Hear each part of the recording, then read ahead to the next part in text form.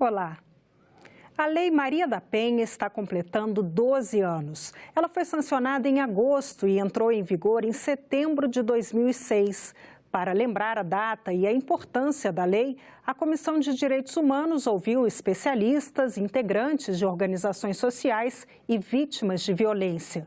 Na audiência pública foram apontados os desafios para superar a violência doméstica contra a mulher. A lei foi criada após anos de luta da farmacêutica Maria da Penha Maia Fernandes contra as agressões de seu marido. Depois de levar um tiro nas costas, que a deixou paraplégica, e de ter sido eletrocutada no banho, ela deu início a uma batalha na justiça. O caso foi levado à Organização dos Estados Americanos, a OEA, e resultou na aprovação da Lei 11.340, que leva o nome de Maria da Penha. Os participantes do debate defenderam a punição rigorosa dos agressores e também medidas para ajudar na prevenção da violência contra a mulher. A violência contra a mulher não é algo natural, o feminicídio não é algo natural, tem que ser punido criminalmente, mas também tem que ser prevenido. Para a subprocuradora, a prevenção à violência contra as mulheres deve começar pela educação nas escolas. A primeira delas é a educação nas escolas com viés de construção de igualdade de gênero. Isso começa na escola e da escola passa, claro, para casa, para a família, aonde as meninas sejam considerados sujeitos de direito e não coisas. E o combate à violência psicológica foi apontado como um primeiro passo para o combate à violência física contra a mulher. A violência física é só a gota d'água, né?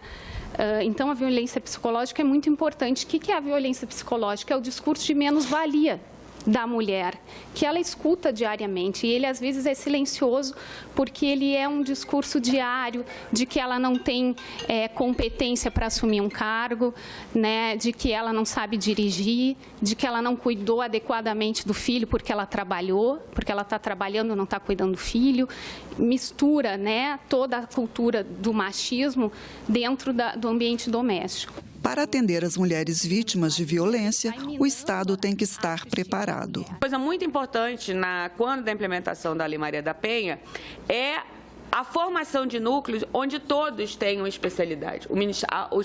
Os promotores e as promotoras sejam especializados, os delegados e as delegadas sejam especializados, defensores e defensoras, a equipe psicológica que vai acolher aquela mulher, que os estados e as cidades tenham abrigos. Mas a falta de informações sistematizadas ainda é um problema para a implantação de ações de prevenção e combate à violência contra a mulher. Com a falta de algumas informações, a gente acaba tendo importantes lacunas, né? E um grande desafio a ser enfrentado. O feminicídio mesmo, muitas vezes ele não é contabilizado, né, como tal, como feminicídio, e o feminicídio doméstico, às vezes, ele é difícil de ser apurado quando ele não acontece dentro do domicílio. Então, as estatísticas, elas precisam realmente de avançar, né, a respeito, para a gente poder ter dados a respeito, para que a gente possa avançar mesmo em políticas, né, voltadas para isso. Maioria da população, as mulheres não têm a mesma representatividade na proporção de políticos eleitos. Para tentar equilibrar a balança este ano, pelo menos 30% dos recursos deverão ir para candidaturas femininas. Elas são mais de 77 milhões, representam 52% dos eleitores. As mulheres são uma força importante no processo eleitoral. Aos 71 anos, Dona Nini sabe bem disso. Acho que as mulheres têm força para mudar o resultado da eleição. Inclusive, na minha casa, já transformei voto. Mas, apesar disso, ainda são poucas as que conseguem exercer o direito não só de votar, mas de serem votadas. Só um número pequeno de mulheres se arrisca a entrar numa disputa dominada pelos homens. E um número menor ainda consegue se eleger.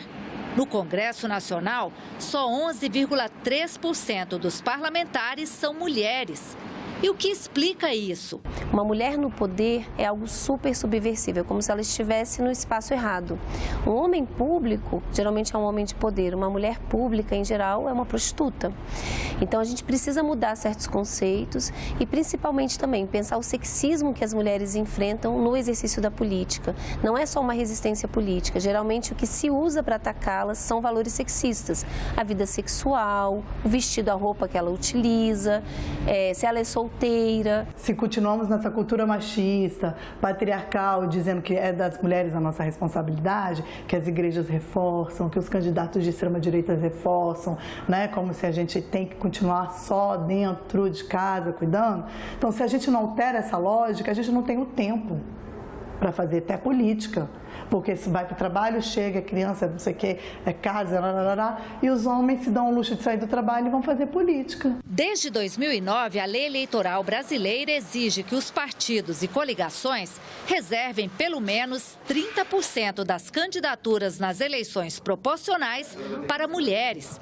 Mas, na prática, o que prevalece são as candidaturas de laranjas, ou seja, mulheres que são registradas apenas para que as coligações cumpram a exigência das cotas. Nas últimas eleições, por exemplo, dos mais de 16 mil candidatos que não tiveram nenhum voto, quase 90% eram mulheres. Muitas delas sequer sabiam que eram candidatas. Há uma maioria enorme de mulheres que se lançaram e não tiveram nenhum voto, 0 votos, quer dizer que nem ela votou nela mesma. Ou seja, ela não foi merecedora sequer de um voto. Isso demonstra com muita clareza que essas mulheres foram usadas. Porque se não tiver 30% de mulher, a decisão, a jurisprudência do tribunal é no sentido de que essa chapa cai. Ou seja, o partido não terá nenhum candidato. De acordo com uma decisão do Tribunal Superior Eleitoral, nas eleições deste ano, além de cotas para candidaturas, os partidos deverão reservar pelo menos 30% dos recursos do fundo eleitoral para financiar candidaturas femininas. O mesmo percentual deve ser considerado em relação à propaganda de rádio e TV. A expectativa é grande e mais ainda para as eleições de 2020 municipais, porque como essas decisões elas foram após a data, o prazo de filiação partidária, muitos partidos não conseguiram também ir atrás de mulheres. E muitas mulheres que poderiam se lançar desiludidas com a política porque sabedoras de que não tinham dinheiro, desistiram da vida política. Uma CPI para investigar a situação dos museus brasileiros pode ser instaurada no Senado depois das eleições. O pedido de criação da CPI foi apresentado pelo senador Cristóvão Buarque e já tem 28 assinaturas, uma a mais do que o necessário. Depois do incêndio que destruiu o Museu Nacional do Rio de Janeiro, o senador quer apurar o que tem sido feito com o dinheiro que é destinado à cultura e à preservação dos museus. As pessoas não estão querendo analisar que isso é o resultado de 3 problemas, senador Raimundo. Primeiro, o equívoco nas prioridades. Segundo, a corrupção. Terceiro, a má gestão. Na semana do esforço concentrado, o incêndio no museu foi um dos temas de destaque na tribuna do Senado. O Brasil precisa, a nação exige, o mundo exige que se vá a fundo nas investigações, porque, do contrário, poderemos ter outros desastres da mesma ou até de proporção maior. É importante que essa CPI possa ser instalada, possa ser formada para apurar as responsabilidades pela má conservação da memória nacional, que não é algo que aconteceu ou que ocorreu nesses últimos 2 anos e meio. Muito pelo contrário, essa é uma falha que se verifica de muitas administrações federais no nosso país. Para a CPI ser criada oficialmente, o requerimento ainda precisa ser lido em plenário. Até lá, os senadores podem acrescentar ou retirar assinaturas. A instalação da Comissão Parlamentar de Inquérito só acontece após a indicação pelos líderes dos senadores que irão compor o colegiado. Além da CPI, o novo presidente da Comissão de Educação, senador Pedro Chaves, afirmou que vai dar prioridade à ações que possam preservar os recursos da cultura, em especial dos museus. O museu, para a manutenção do museu, precisava no mínimo de R$600 mil por ano e foi reduzido para 200 mil. Isso é impossível se manter qualquer museu no país. Em Mato Grosso, 2.330.000 eleitores vão escolher 2 senadores este ano. O estado tem o segundo menor colégio eleitoral do país, a cidade de Araguainha, na região sul do estado, com 948 eleitores. 11 candidatos disputam a preferência dos matogrossenses para ocuparem as 2 vagas para o Senado. Veja quem são. Mato Grosso. Adilton Saquete tem 62 anos e é formado em arquitetura. Foi prefeito de Rondonópolis e secretário de Estado. Atualmente é deputado federal. Aladir tem 61 anos e é servidor público aposentado. Durante 39 anos, trabalhou em vários órgãos do Estado do Mato Grosso. Dr. Valdir Caldas tem 63 anos e é advogado. Disputa pela primeira vez um cargo público. Fávaro tem 49 anos e é produtor agropecuário. Foi secretário do Meio Ambiente e vice-governador do Mato Grosso. Gilberto Lopes Filho tem 55 anos e é servidor público federal. Em 2014, tentou uma vaga no Senado, mas não se elegeu. Jaime Campos tem 66 anos e é empresário. Foi prefeito de Várzea Grande, governador do Mato Grosso e senador. Juíza Selma Arruda tem 55 anos. Juíza aposentada, ela atuou durante 22 anos no estado do Mato Grosso.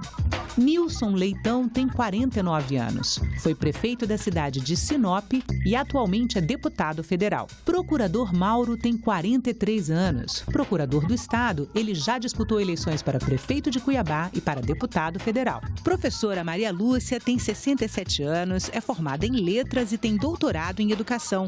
Foi reitora da Universidade Federal do Mato Grosso. Sebastião Carlos tem 70 anos e é advogado. É presidente licenciado da Academia Mato Grossense de Letras. E no Mato Grosso do Sul, 1 em cada 3 eleitores tem somente o ensino fundamental completo. Apenas 11% dos que possuem título de eleitor no estado têm curso superior completo. O Mato Grosso do Sul tem 1.878.000 eleitores. Conheça os candidatos ao Senado pelo estado. Mato Grosso do Sul. Anísio Guató tem 51 anos e é professor, já foi candidato a vereador, a prefeito e a deputado federal. Dorival Bettini tem 54 anos e é formado em Direito. Delegado, já foi assessor da Casa Civil e superintendente do IBAMA. Beto Figueiró tem 50 anos e é formado em Direito. Advogado e empresário, já foi também professor universitário.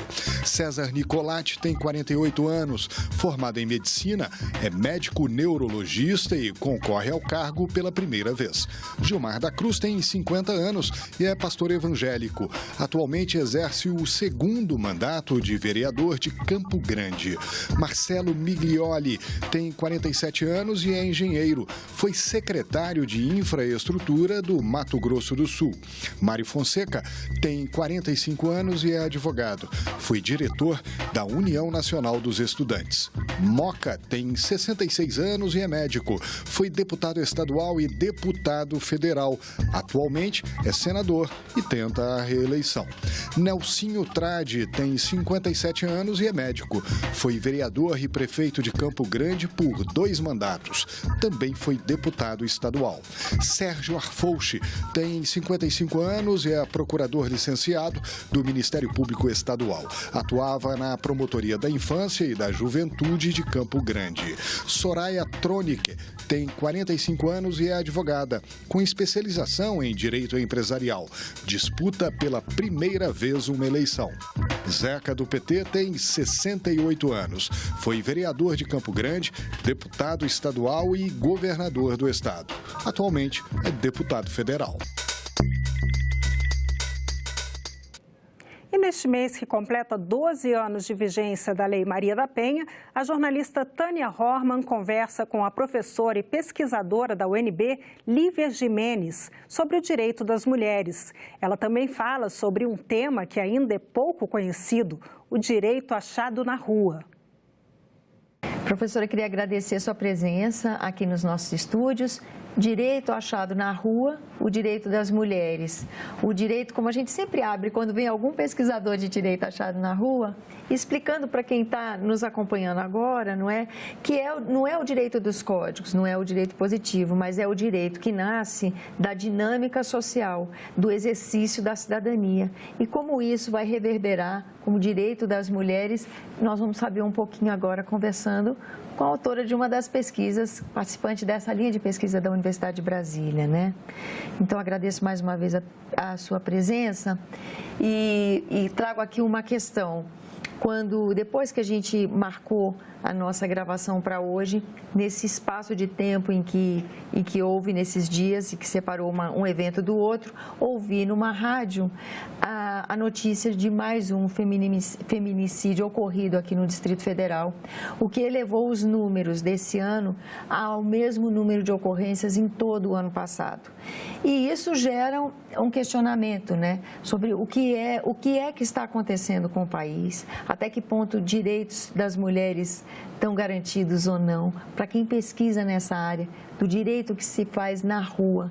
Qual é a resposta para essa pergunta? Ok. Gostaria de agradecer o convite, a oportunidade de estar aqui conversando sobre esse assunto, que eu considero muito importante e que eu acho que a gente precisa que a sociedade compreenda esse fenômeno, né, do feminicídio para que a gente consiga avançar também no seu enfrentamento. Os direitos das mulheres, eles foram construídos sempre com muita luta das mulheres.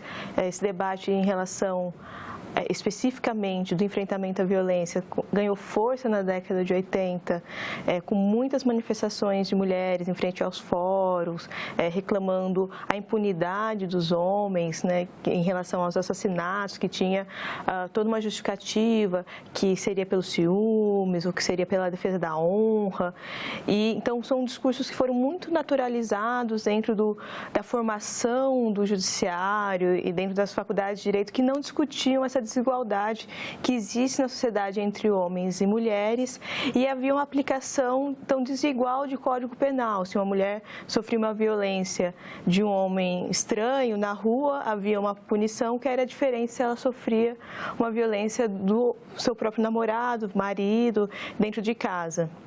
E isso foi avançando em relação às pautas das lutas das mulheres, principalmente na década de 90, com a denúncia do caso de Maria da Penha na Corte Interamericana, em que o Estado brasileiro foi condenado a ter que realizar políticas públicas de enfrentamento a essa violência. E aí, em 2003, por força do movimento e, de uma certa forma, como resposta com a criação da Secretaria de Políticas das Mulheres no âmbito do governo federal, se criou um espaço para se discutir o que seria essa política. E aí a gente teve, em 2006, a criação da Lei Maria da Penha, e essa lei ela teve uma enorme importância porque ela trouxe para o cenário público também esse debate do que é gênero, do que é como uma categoria de compreensão dessa desigualdade, de compreensão desse fenômeno, dessa violência. Então, as pessoas passaram a discutir mais essa violência de uma forma a tentar desconstruir como algo inevitável, algo natural, ou algo que faz parte dos relacionamentos. A gente passou a problematizar e a pensar, né, como a gente constrói uma sociedade em que as mulheres não seja a maior causa de assassinatos de mulheres ser a agressão de alguém da sua família, de alguém com o qual ela tem a relação, que os dados do mapa da violência mostram que 70% dos assassinatos das mulheres é de alguém conhecido.